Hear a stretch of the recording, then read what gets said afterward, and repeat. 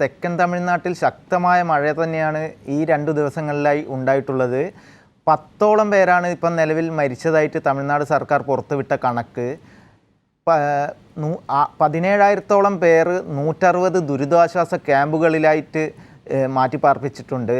അതുപോലെ തന്നെ തെക്കൻ തമിഴ്നാട്ടിലെ തൂത്തുക്കുടി, തിരുനെൽവേലി ജില്ലകളിലാണ് ശക്തമായ മഴയും വെള്ളക്കെട്ടും നിലനിൽക്കുന്നത്.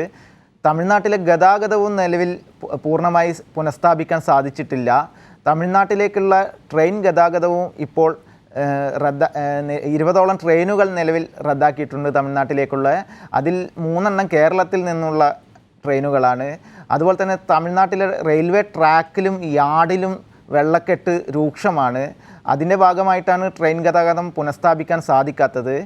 മാത്രമല്ല തമിഴ്നാട്ടിലെ ഈ തിരുനെൽവേലി, തൂത്തുക്കുടി മേഖലകളിൽ ഇപ്പോഴും വൈദ്യുതി പുനഃസ്ഥാപിക്കാനോ അല്ലെങ്കിൽ മറ്റ് ഗതാഗത മാർഗങ്ങൾ പുനഃസ്ഥാപിക്കാനോ സാധിച്ചിട്ടില്ല. കഴിഞ്ഞ ദിവസം തമിഴ്നാട് മുഖ്യമന്ത്രി MK സ്റ്റാലിൻ കേന്ദ്ര സർക്കാരിൻ്റെ സഹായം തേടിയിരുന്നു. നേരിട്ട് ഡൽഹിയിലെത്തി തമിഴ്നാട് മുഖ്യമന്ത്രി MK സ്റ്റാലിൻ പ്രധാനമന്ത്രിയുമായി കൂടിക്കാഴ്ച നടത്തി. 7,000 കോടിയോളം നാശനഷ്ടം തമിഴ്നാട്ടിൽ ഈ മഴ ദുരിതം വിതച്ചതായിട്ടാണ് തമിഴ്നാട് മുഖ്യമന്ത്രി പ്രധാനമന്ത്രിക്ക് നൽകിയ റിപ്പോർട്ട്. അതുപോലെ തന്നെ ആദ്യ ഗഡുവായിട്ട് 2,000 കോടിയെങ്കിലും അനുവദിക്കണമെന്ന് പ്രധാനമന്ത്രിയോട് സ്റ്റാലിൻ ആവശ്യപ്പെട്ടിട്ടുണ്ട്. നിലവിൽ കേന്ദ്ര സർക്കാർ കഴിഞ്ഞ ദിവസം 5 ഹെലികോപ്റ്ററുകളാണ് വ്യോമസേനയുടെ നാവികസേനയോട് അനുവദിച്ചതെങ്കിൽ ഇന്നലെ 9 എണ്ണം അനുവദിച്ചിട്ടുണ്ട്. ഈ ഹെലികോപ്റ്ററുകൾ മുഖാന്തരമാണ് തമിഴ്നാട്ടിലെ ഈ ദുരിതബാധിത പ്രദേശങ്ങളിൽ ഭക്ഷണവും മറ്റ് അവശ്യ സാധനങ്ങളും വിതരണം ചെയ്യുന്നത്. മാത്രമല്ല ചില മേഖലകളിൽ ഇതുവരെ കേന്ദ്ര സേനക്ക് എത്തിപ്പെടാനും സാധിച്ചിട്ടില്ല. കാരണം അവിടെ രൂക്ഷമായ വെള്ളക്കെട്ട് നിലനിൽക്കുന്നതിനാലാണ് അവിടെ എത്തിപ്പെടാൻ സാധിക്കാത്തത്. അതുപോലെ തന്നെ തമിഴ്നാട്ടിൽ ഈ 2 തൂത്തുക്കുടി, തിരുനെൽവേലി ജില്ലകളിൽ ഇന്നും വിദ്യാഭ്യാസ സ്ഥാപനങ്ങൾക്കും അവധി നൽകിയിട്ടുണ്ട്. മറ്റ് ജില്ലകൾ കന്യാകുമാരി, തെങ്കാശി ജില്ലകളിൽ മഴയ്ക്ക് നേരിയ രീതിയിൽ ശമനം വന്നിട്ടുണ്ട്. അതുപോലെ തന്നെ മുല്ലപ്പെരിയാർ അടക്കമുള്ള ഡാമുകൾ ഇന്നലെ തുറക്കുമെന്ന് തമിഴ്നാട് സർക്കാർ അറിയിച്ചിരുന്നെങ്കിലും കേരള തമിഴ്നാട് അതിർത്തിയോട് ചേർന്ന ഭാഗങ്ങളിൽ മഴ കുറഞ്ഞതിനാൽ മുല്ലപ്പെരിയാർ ഡാം തുറന്നിട്ടില്ല. നിലവിൽ തമിഴ്നാട്ടിൽ കഴിഞ്ഞ ചെന്നൈയിൽ ദുരിതം വിതച്ചതിനേക്കാൾ ഭീകരമായ അവസ്ഥയാണ് ഈ തെക്കൻ തമിഴ്നാട്ടിൽ ഈ മഴ ദുരിതം വിതച്ചിരിക്കുന്നത്. മനു, സച്ചിനാണ് ഈ സമഗ്രമായ വിവരങ്ങൾ നമുക്ക് നൽകിയത്. സച്ചിൻ ഈ കാര്യങ്ങളെക്കുറിച്ചൊക്കെ പറയുകയായിരുന്നു. നമ്മൾ ഈ കുറച്ച് ദിവസങ്ങൾക്ക് മുമ്പ് ചെന്നൈയിലുണ്ടായ മഴ കണ്ടതാണ്. വലിയ തോതിൽ വെള്ളപ്പൊക്കമൊക്കെ ആയിരുന്നു. ആളുകൾ ഒരുപാട് പ്രശ്നങ്ങൾ അനുഭവപ്പെട്ടു. ഇപ്പോൾ തമിഴ്നാടിൻ്റെ മറ്റ് ഭാഗങ്ങളിലേക്കും മഴ വ്യാപിച്ചിരിക്കുകയാണ്. എന്താണ് ഇപ്പോൾ രാജ്കുമാറിന് കിട്ടുന്ന ഏറ്റവും പുതിയ വിവരങ്ങൾ? അല്ല, ഇന്ന് രാവിലെ നമ്മൾ മനസ്സിലാക്കിയ വിവരം ഇതുവരെ, അതായത് 200 വർഷത്തിന് മുമ്പാണ് ഈ തമിഴ്നാടിൻ്റെ തെക്കൻ കേരളത്തിൽ ഇത്ര വലിയൊരു തെക്കൻ ജില്ലകൾ, അങ്ങനെയാണ് നമ്മുടെ കേരളത്തിൻ്റെ തെക്കൻ ജില്ലകൾ എന്ന് പറയുന്ന പോലെ തമിഴ്നാടിൻ്റെ തെക്കൻ ജില്ലകളാണ് ഈ തൂത്തുക്കുടി, കന്യാകുമാരി, അതുപോലെ തെങ്കാശി ഉൾപ്പെടുന്ന ജില്ലകൾ. അപ്പോൾ ആ തിരുനെൽവേലി, ഈ 4 ജില്ലകളിലാണ് ഗുരുതരമായി ബാധിച്ചത്. ഈ 4 ജില്ലകളിൽ ഏതാണ്ട് 95 സെന്റിമീറ്റർ മഴ രേഖപ്പെടുത്തി. അതൊരു സർവ്വകാല റെക്കോർഡാണ്.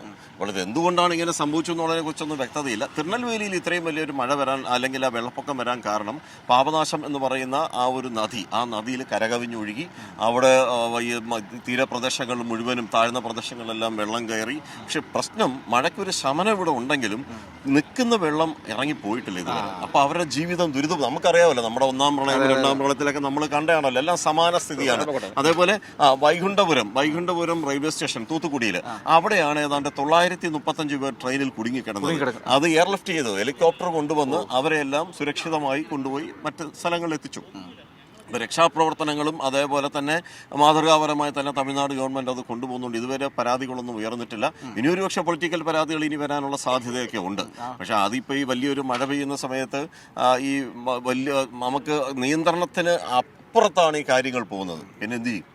പിന്നെ മാത്രമല്ല, അവിടെ കോൺഗ്രസ് ഭരിക്കുന്ന പാർട്ടി, അതായത് മുന്നണിയുടെ കൂടെയാണല്ലോ. അതുകൊണ്ട് തന്നെ ആ പ്രശ്നം സാധാരണ ഈ പ്രതിസന്ധികളിൽ പോലും അത്തരത്തിലുള്ള ആക്ഷേപങ്ങൾ ഉന്നയിക്കാറുണ്ട്. പക്ഷേ ഈ കേരളത്തിലെ പോലെ അത്രയും ഒരു രാഷ്ട്രീയമായി പകപോക്കുന്നവരല്ല എന്നാണ് എനിക്ക് തോന്നുന്നത്. ശരി. എന്താണേലും സാഹചര്യം ഗൗരവതരമാണ്.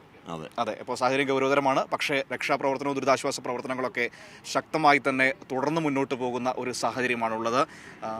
ആളുകളെയൊക്കെ ഒരുപാട് 20,000-ഓളം ആളുകളെ മാറ്റി പാർപ്പിച്ചിട്ടുണ്ടല്ലേ? മാറ്റി പാർപ്പിച്ചിട്ടുണ്ട്. ക്യാമ്പ് ഇപ്പോഴും തുടരുകയാണ് അവിടെ. ശരി, പക്ഷെ മഴയ്ക്ക് ശമനം ഉണ്ടായിട്ടുണ്ടോ? മഴയ്ക്ക് ചെറിയ ശമനമുണ്ട്. ഇന്ന് രാവിലെ ഞാൻ സംസാരിച്ചപ്പോൾ തമിഴ്നാട്ടിൽ നമ്മൾ മദ്രാസിൽ വിളിച്ചു, തിരുനെൽവേലിയിൽ വിളിച്ചു, തൂത്തുക്കുടിയിൽ വിളിച്ചു, തെങ്കാശിയിലും വിളിച്ചു. ഈ പറയുന്ന ജില്ലകളൊക്കെ ആയിട്ട് ബന്ധപ്പെട്ട് കന്യാകുമാരി മാത്രമേ ഞാൻ വിളിച്ചിട്ടില്ല. അപ്പോൾ ഇവിടെയൊക്കെ ബന്ധപ്പെട്ടപ്പോൾ അവർ നൽകുന്ന ഒരു വിശദീകരണം മഴയ്ക്ക് ശമനമുണ്ട്, പക്ഷെ വെള്ളം അങ്ങനെ നിൽക്കുകയാണ്. സാധാരണ ഒരു ജീവിതത്തിലേക്ക് ഈ മനുഷ്യർ കടന്നു വരണമെങ്കിൽ മിനിമം 2-3 മാസം എടുക്കുമെന്നാണ് പറയുന്നത്. ശരി, അപ്പോൾ എന്തായാലും സാഹചര്യം ഗൗരവമായി തന്നെ തുടരുകയാണ്. മഴ കുറഞ്ഞിട്ടുണ്ട്, പക്ഷേ വെള്ളം ഇറങ്ങി തുടങ്ങിയിട്ടില്ല എന്നതാണ് വെല്ലുവിളി ഉയർത്തുന്ന ഘടകമെന്ന് പറയുന്നത്. രാജ്കുമാറാണ് നമുക്ക് ഇവിടെ വന്ന് ഈ വിശദാംശങ്ങളൊക്കെ നൽകിയത്.